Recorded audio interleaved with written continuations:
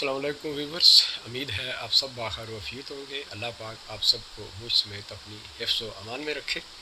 سامعین کرام، آج بات کریں گے ایک اندرناک خبر سے۔ جیسا کہ آپ نے کل سارا دن دیکھا مختلف میڈیا پہ اور مختلف ذرائع سے آپ تک یہ بات پہنچی کہ ڈاکٹر عامر لیاقت حسین اس دنیا سے کوچ کر گئے۔ انا للہ و انا الیہ راجعون۔ اللہ پاک ڈاکٹر عامر لیاقت حسین کی مغفرت فرمائے اور ان کے لواحقین کو صبر جمیل عطا فرمائے، آمین یا رب العالمین۔ سامعین محترم، یوں تو ہر شخص نے اپنے ایک مقررہ وقت پر اس دنیا سے کوچ کرنا ہے، کیونکہ یہ عارضی جائے پناہ ہے اور ابدی زندگی کے لیے یقیناً ہم سب کو اس دنیا سے جانا ہے۔ لیکن کہتے ہیں کہ کچھ لوگ جو اس دنیا میں کچھ کارہائے نمایاں انجام دے جاتے ہیں، یا وہ مختلف قسم کے کردار ان کی شخصیت میں موجزن ہوتے ہیں اور وہ ان کا برملا اظہار کر جاتے ہیں، تو ایسے لوگ ہمیشہ یاد رکھے جاتے ہیں۔ ڈاکٹر عامر لیاقت حسین بھی انہی میں سے ایک ہے۔ ڈاکٹر عامر لیاقت حسین پی ایچ ڈی ڈاکٹر تھے۔ وہ ایک ٹائم میں ایکٹر بھی تھے، وہ ایک ٹائم میں سیاستدان بھی تھے۔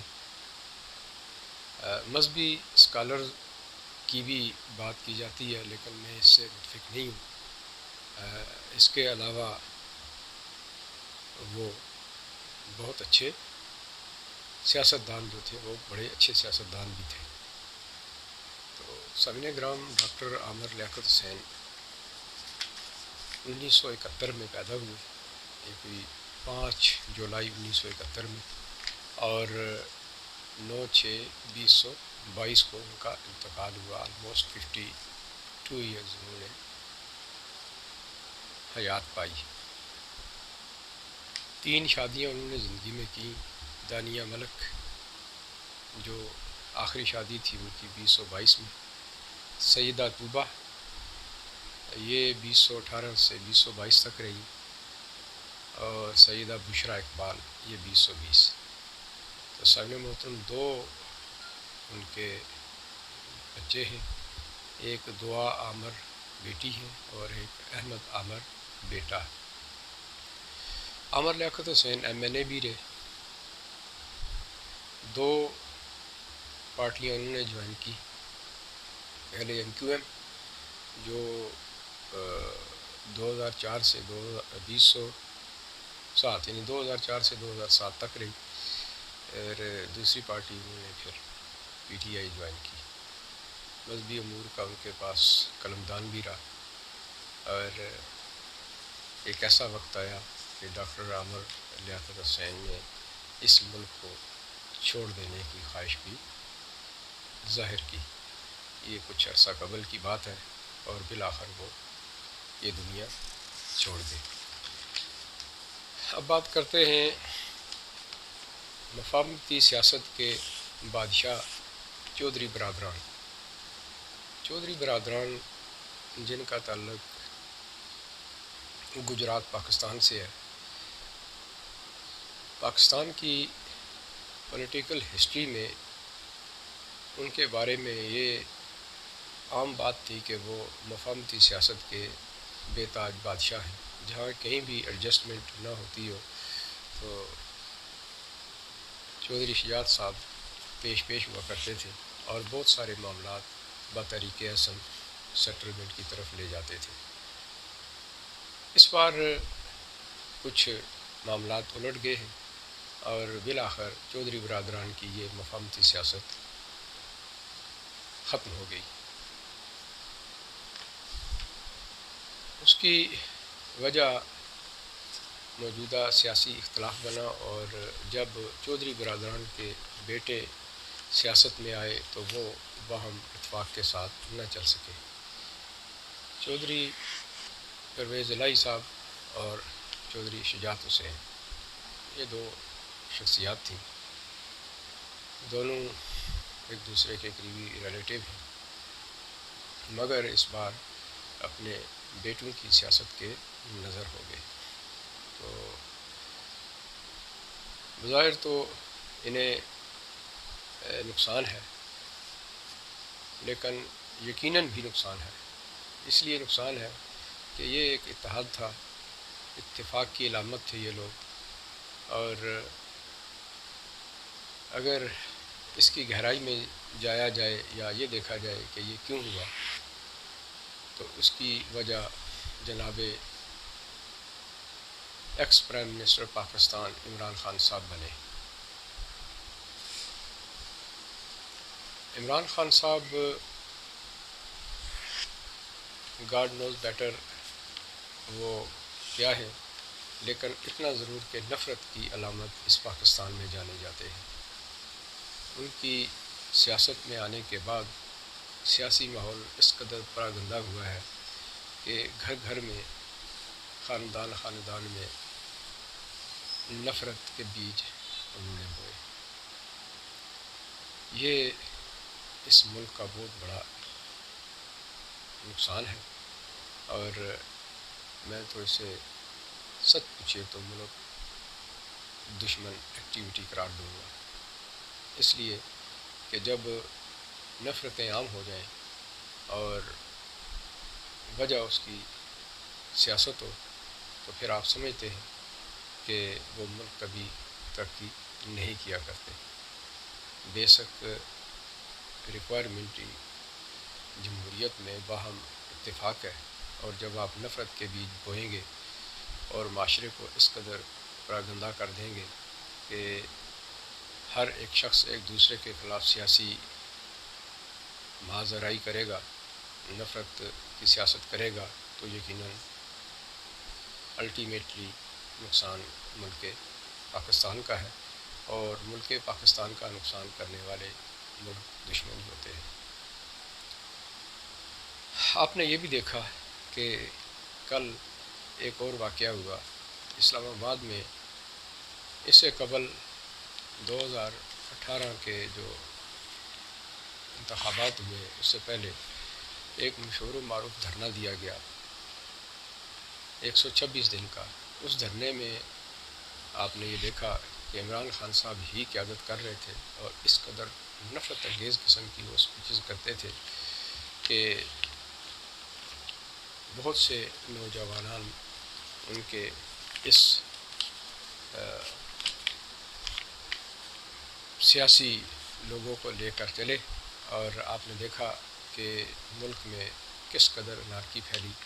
اس کے بعد کی ایک لمبی داستان ہے۔ خود عمران خان صاحب نے قیادت کی پارلیمنٹ میں، یعنی پارلیمنٹ پر اور پی ٹی وی پر حملے کی، اور آج کے صدر پاکستان عارف علوی صاحب اس کے سپاہ سالار تھے، اور جس قدر وہ رپورٹنگ کرتے رہے، ویڈیوز وائرل ہیں۔ دونوں صاحبان کے اوپر ایک دہشت گردی کا مقدمہ بھی بنا، اور پھر انہی کی حکومت میں وہ مقدمہ خارج کر دیا گیا۔ تو سامع محترم، بات وہاں ختم نہیں ہوئی۔ پی ٹی آئی کی خواتین نے بھی یہی سمجھا کہ اگر ہمارے مرد حضرات پی ٹی وی پر اور پارلیمنٹ پر حملہ کر سکتے ہیں، تو ہم ان سے دو ہاتھ آگے ہوں، نہ کہ پیچھے۔ تو انہوں نے کل محترمہ کنول شوزف اور ملکہ محترمہ کی قیادت میں کوئی 100 بھر خواتین کو لے کر پارلیمنٹ پر حملہ کیا، اور آپ نے دیکھا کہ خواتین گیٹ پھلانگ رہی ہیں، پارلیمنٹ کا گیٹ توڑا اور اندر جا کر احتجاج کر رہی ہیں۔ یقیناً احتجاج جمہوری حق ہے، لیکن اس جمہوریت کا یہ مطلب بھی نہیں، یا اس احتجاج کے حق کا یہ مطلب بھی نہیں کہ آپ پیلس پہ اتر آئیں، یا آپ تہذیب کے تمام تر ادوار کراس کر کے کہیں اور نکل جائیں۔ یہ انتہائی غلیظ قسم کی حرکت ہے، اور بالخصوص ہماری خواتین کو اس طرح کی غلیظ حرکتیں نہیں کرنی چاہیے، اس لیے کہ عورت کا مقام یہ اجازت نہیں دیتا۔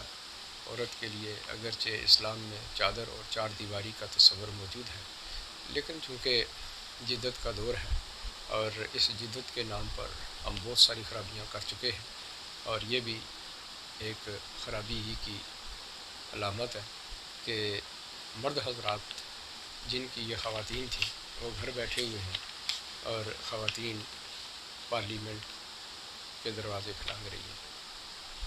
تو سامعین گرام، اس سے جو میسج انٹرنیشنل لیول پہ جاتا ہے وہ بدتمیز، بد تہذیب، بد اخلاق اور انتہائی گنوار قسم کی سوسائٹی کا انٹرنیشنل لیول پہ جاتا ہے۔ آپ پاکستان کی تاریخ سے ہٹ کر، پاکستان کی سیاست سے ہٹ کر یا پاکستانی کلچر کو اگر دیکھیں تو اس لحاظ سے بھی یہ انتہائی غلط ہے، اور اس سے ہٹ کر اگر آپ انٹرنیشنل لیول پہ اس کا جائزہ لیں تو آپ کو اس طرح کی بد اخلاقی خواتین کی طرف سے نظر نہیں آتی۔ سامعین گرام، یہ بھی انتہائی دل دھوز اور انتہائی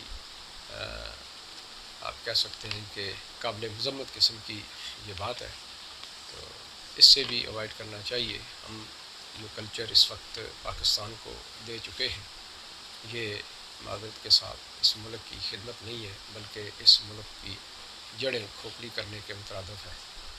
پاکستان لا الہ الا اللہ کے نام پر بنا، اور لا الہ الا اللہ کلمہ وحدت ہے جو یہ پیغام دیتا ہے کہ اللہ کے سوا کوئی معبود نہیں۔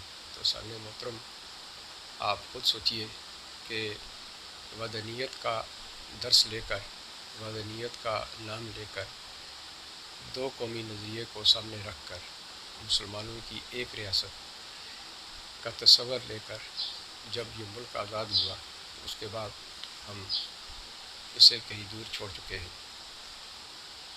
دین اسلام میں تو خیر اس کا تصور بھی ہم پیش نہیں کر سکے، لیکن یہ ہے کہ روزمرہ معاملات میں بھی ہم بہت پیچھے رہ چکے ہیں۔ ہم سب کے لیے یہ لمحہ فکریہ ہے، اپنے تئیں ہمیں اپنا محاسبہ کرتے رہنا چاہیے، اور ہمارے لیڈران کو